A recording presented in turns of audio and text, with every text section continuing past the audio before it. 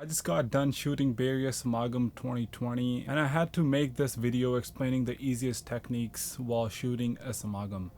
So the whole point of shooting easily is that so you can enjoy the kirtan and not have to worry about shooting and constantly looking through your camera screen. One, you probably won't get to sit behind your camera for the whole time, and two, you probably don't want to get up and change settings, press record and stuff. It's really inconvenient. So first things first, the camera setup should be simple, yet it should be perfected.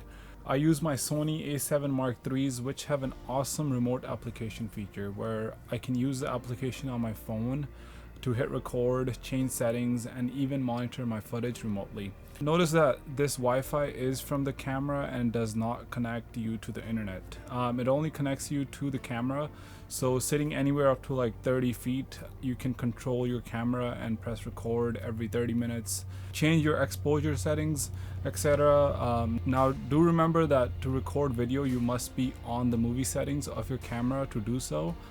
This same feature is also available in a lot of other newer Canon cameras as well. So if this feature matters to you, make sure your ideal camera has it.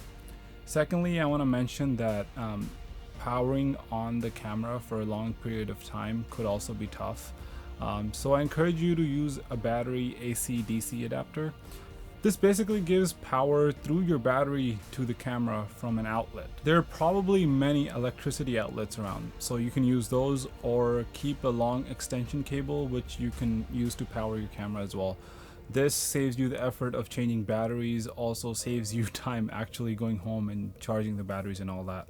So it's a win-win scenario, but just in case you can't use a power outlet, try grabbing a battery pack which will insert 2 batteries and give you twice the battery time than just 1 battery. Also keep in mind, if you do not save frequently and your power goes out, you'll lose all that footage because it hadn't completed writing on the card and you hadn't pressed stop recording. So make sure that you are recycling these over and over again.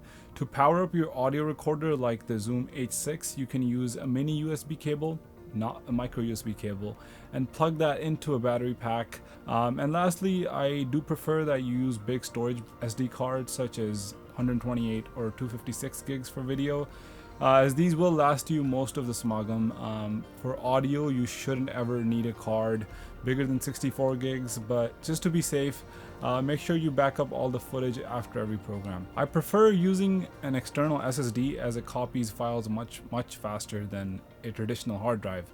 I like to edit and export before the next program so that I could reuse the same cards and not have to worry about backing up the backups, etc.